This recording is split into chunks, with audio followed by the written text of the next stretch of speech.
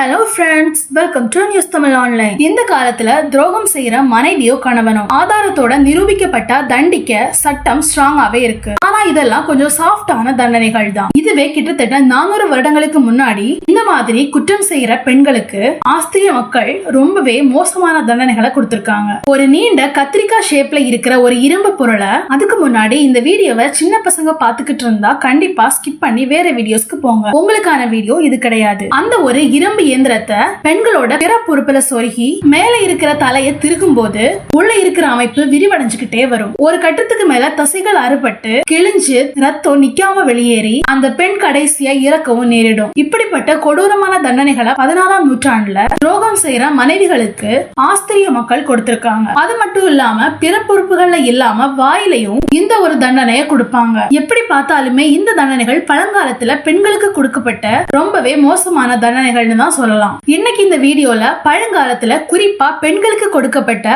ரொம்பவே மோசமான தண்டனைகள் பத்தி தான் நாம இந்த வீடியோல பார்க்க போறோம். அதுக்கு முன்னாடி நீங்க நம்ம சேனலை சப்ஸ்கிரைப் பண்ணல அப்படின்னா சப்ஸ்கிரைப் பண்ணி பக்கத்துல இருக்கிற பெல் ஐகானை கிளிக் பண்ணிக்கோங்க. இந்த வீடியோ ரொம்பவே இன்ட்ரெஸ்டிங்கா இருக்க போகுது. வாங்க வீடியோக்குள்ளாடி போகலாம்.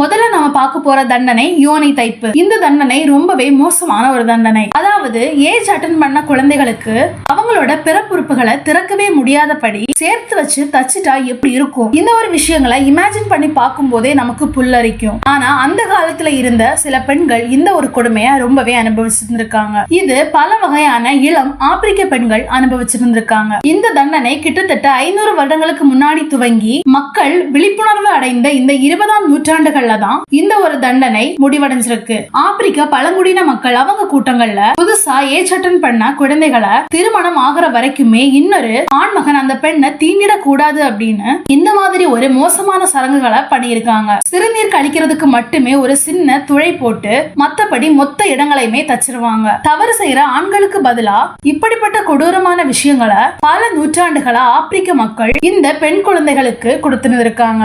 எப்பவுமே ஆண்கள் செய்யக்கூடிய தவறுகளுக்கு ரொம்பவே பாதிக்கப்படுறது பெண்கள் மட்டும்தான். அடுத்ததான் நம்ம பார்க்க போற தண்டனை ஸ்பானியர்களின் கழுதை. கிட்டத்தட்ட 500 வருடம் பழமை தன்மையை கொண்ட இந்த ஒரு தண்டனையில மரத்தால செய்யப்பட்ட ஒரு கழுதை இருக்கும். ஆனா இந்த கழுதையோட உடல் பகுதி மட்டும் கத்தி மாதிரியான முக்கோண பகுதிகள்ல பொருத்தப்பட்டு இருக்கும். அது மட்டும் இல்லாம இது ரொம்பவே கூர்மையா இருக்கும். இந்த கூர்மையான பகுதிக்கு மேல குற்றம் சாட்டப்பட்ட பெண்களை ஆடுகள் அகற்றி அது மேல அப்படியே உட்கார வைப்பாங்க. உட்காரும் போதே தோல் கிழிஞ்சு ரத்தம் ரொம்பவே சொட்ட ஆரம்பிக்கும். அதோட அடுத்த கட்டமா 2 கால்களையுமே ஒரு கயிற்ற கட்டி எடை உள்ள பொருட்களை அதிகரிச்சுக்கிட்டே போவாங்க.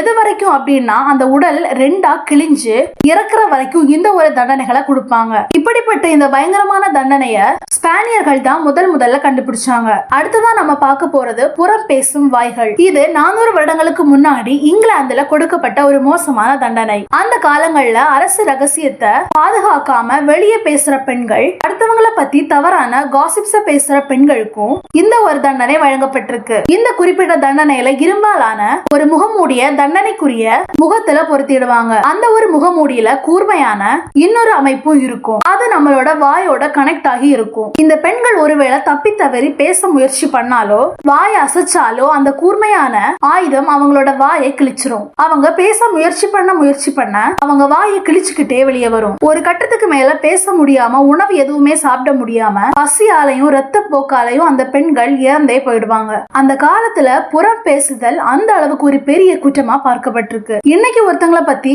தப்பா பேசுறது அப்படிங்கிறது சோசியல் மீடியால எல்லாம் ரொம்பவே சாதாரணமான ஒரு விஷயம் ஆயிருச்சு. அடுத்ததான் நம்ம பார்க்க போற தண்டனை மார்ப அறுக்கிறது. 1500க்கும் மேலதான் இந்த தண்டனை வழக்கத்துக்கு வந்ததா வரலாறு சொல்லுது. பழங்கால ஜெர்மனியில குழந்தைய கருக்கலைப்பு செய்யறவங்களுக்கும் தவறான உறவுல இருக்கிற பெண்களுக்கும் தான் இந்த ஒரு தண்டனை ஜெர்மன் அரசு கொடுத்திருக்கு. ஒரு இடுக்கி மாதிரியான அமைப்பை சுட சுட பழுக்க காய்ச்சி கட்டப்பட்டிருக்கிற பெண்களோட அந்த ஒரு மிருதுவான பகுதியை அறுத்து எடுக்கும் போது எவ்வளவு வலி ஏற்படும். மனித தன்மையே இல்லாத இந்த ஒரு தண்டனைய ஜெர்மன் மக்கள் ரொம்பவே மோசமான விதத்துல செஞ்சிருக்காங்க. இதே தண்டனைய இதே முறையில ரோம் மக்களும் செஞ்சிருக்காங்க. 2 ரோம பெண்களை சாகடிக்கிறதுக்கு முன்னாடி மார்பறுக்கப்பட்டிருக்க சம்பவம் வரலாற்றுல பதிவாகி இருக்கு. அடுத்ததான் நம்ம பார்க்க போறது உடன்கட்டை ஏறுதல். பெண்களை வழிபடுற நம்ம நாட்டிலேயே மோசமான ஒரு சடங்குன்னா அது அதாவது உடன்கட்டை ஏறுதல் தான். இத சடங்கு அப்படின்னு சொல்றதை விடக்குமே தண்டனை அப்படின்னு சொல்லலாம். ராஜாக்களோட காலகட்டத்துல அரசர்கள் உயிர் இழந்தா அரசி அவங்கள விட்டு பிரிஞ்சிருக்க முடியாம,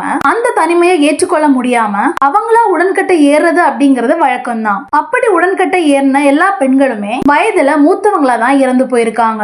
அது மட்டும் இல்லாம பழந்தமிழர் மரபுல மறுமணம் அப்படிங்கிறது தீண்டத்தகாத விஷயமும் இல்ல. அதனால விருப்பத்தின் பேர்ல தான் இந்த மாதிரியான ஒரு சடங்குகள் நடத்தப்பட்டிருக்கு. ஆனா இதே சடங்கு தான் காலப்போக்குல மாற்றம் அடைஞ்சு கணவன் இறந்தா கட்டாயம் மனைவி உடன்கட்டை ஏறி ஆகணும் அப்படின்னு ஒரு சட்டத்தை கொண்டு வந்தாங்க. அப்பதான் அந்த பெண்ணுக்கு சொர்க்கம் கிட்டும் அப்படின்னு மூட நம்பிக்கையில ஆழ்ந்திருந்திருக்காங்க அந்த காலத்து பழங்குடியினர். இதனாலேயே நம்ம பாரத தேசத்துல நடந்த கொலைகள் ஏராளமானவை அப்படின்னு சொல்லலாம். பல நூற்றாண்டுகளா பல இளம் பெண்கள் இந்த மண்ல இந்த சடங்குல தீக்கிரையா இருக்காங்க. அடுத்ததான் நம்ம பார்க்க போற தண்டனை என்றும் கன்னிகள். நம்ம இவ்வளவு நேரம் பார்த்த மோசமான தண்டனைகளை கம்பேர் பண்ணும்போது இது கொஞ்சம் கம்மியான தண்டனை அப்படின்னே சொல்லலாம். 2000 வருடங்களுக்கு முன்னாடி வெஸ்டல் வெர்ஜின்ஸ் அப்படிங்கிற ஒரு பெண் குழு இருந்தது. இந்த குழுவுல மொத்தமா 18 கன்னிகள் இருப்பாங்க. இவங்களோட வேலையே என்னைக்குமே கண்ணி கழியாம சுத்தமா இருந்து ரோம்ல இருக்கிற அணையா நெருப்ப, அதாவது ஜோதிய அணைஞ்சிடாம எரிய வச்சுக்கிட்டே இருக்கிறது தான். இந்த வெஸ்டல் வெர்ஜின்ஸ்ல யாராவது அவங்களோட கன்னித்தன்மையை இழந்துட்டா அடுத்து பேச்சே கிடையாது. நேரா அவங்களுக்கு மரணம் தான். இவங்கள உயிரோட சவப்பெட்டிக்குள்ளாடி வச்சு புதைச்சிடுவாங்க. உள்ளுக்குள்ளாடி அவங்க சாப்பிடுறதுக்கு எல்லா வகையான பொருட்களுமே இருக்கும். அவங்களுக்கு பிடிச்ச எல்லா விஷயங்களையுமே அந்த பெட்டிக்குள்ள வச்சிருப்பாங்க. ஆனா நேரம் போக போக ஆக்சிஜன் இல்லாம கொஞ்ச நேரங்கள்லயே அந்த குற்றவாளி இறந்தும் போயிருவாங்க.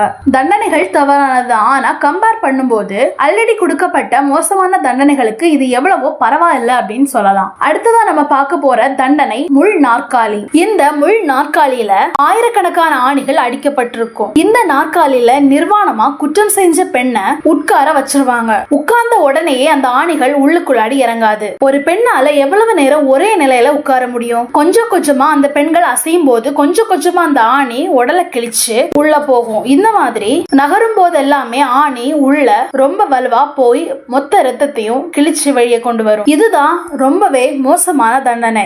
ஏன்னா மத்த தண்டனைகள்ல எல்லாமே குற்றவாளிகள் ஒரு சில மணி நேரத்துக்கு உள்ளாடியே இறந்து போயிருவாங்க. ஆனா இந்த ஒரு தண்டனையில ஆணிகள் கொஞ்சம் கொஞ்சமா தான் உள்ள இறங்கி ரத்தம் வெளியேறி உடல் சோர்ந்து உயிர் போறதுக்கு கிட்டத்தட்ட ஒரு வாரம் கூட ஆகும். அணு அணுவா உயிரை எடுக்கிற இந்த ஒரு தண்டனை தான் இரும்பு நாற்காலி. அது மட்டும் இல்லாம தண்டனை கொடுக்கறவங்களுக்கு பொறுமை இல்லாட்டி அந்த நாற்காலிக்கு கீழே நெருப்பை எரிய போடுவாங்க. இது கொஞ்சம் சீக்கிரமாவே அந்த பெண்மணியை சாகடிக்கும். இது எல்லாமே தான் வரலாற்றுல பெண்களுக்கு எதிராக கொடுக்கப்பட்ட ரொம்பவே மோசமான தண்டனைகள். நரகம் உண்மையில இருக்கான்னு நமக்கு தெரியாது. ஆனா நரகம் அப்படின்னு ஒண்ணு இருந்தா இவ்வளவு பெண்களை அணு அணுவா கொன்ன அந்த பாவ ஜென்மங்கள் எல்லாருமே நரகத்துல கண்டிப்பா இன்னைக்கு இருந்திருப்பாங்க. இந்த ஒரு நிகழ்வு வரலாற்றுல இருக்கிற கருப்பு பக்கங்கள் நம்ம கண் முன்னாடி கொண்டு வந்திருக்கு. ஆனா இந்த மாதிரியான தண்டனைகள் ஆண்களுக்கு இல்லையா அப்படின்னு தானே யோசிக்கிறீங்க. தப்பு செஞ்சவங்க 2 பேரு, ஆனா பெண்களுக்கு மட்டும் ஏன் இந்த மாதிரி ஒரு நியாயம் அப்படின்னு நிறைய பேருக்கு கேள்வி இருக்கும். ஆனா நம்ம இந்த வீடியோல பெண்களுக்கு கொடுக்கப்பட்ட தண்டனைகள் பத்தி மட்டும் தான் பேசியிருக்கோம். ஆனா இந்த மாதிரியான தண்டனைகள் இப்போ இந்த காலத்துல தவறு செய்யற ஆண்களுக்கு வழங்கப்பட்டா ரொம்பவே நல்லா இருக்கும். இந்த மாதிரியான தண்டனைகள் குறித்த உங்களோட கருத்துக்களை கமெண்ட்ல ஷேர் பண்ணுங்க. இந்த வீடியோ பிடிச்சிருந்தா லைக் பண்ணுங்க, ஷேர் பண்ணுங்க. மேலும் இந்த மாதிரியான இன்ட்ரெஸ்டிங்கான வீடியோஸ் பத்தி தெரிஞ்சுக்க நியூஸ் தமிழ் ஆன்லைன் சேனலை சப்ஸ்கிரைப் பண்ணிக்கோங்க. தேங்க்ஸ் ஃபார் வாட்சிங்.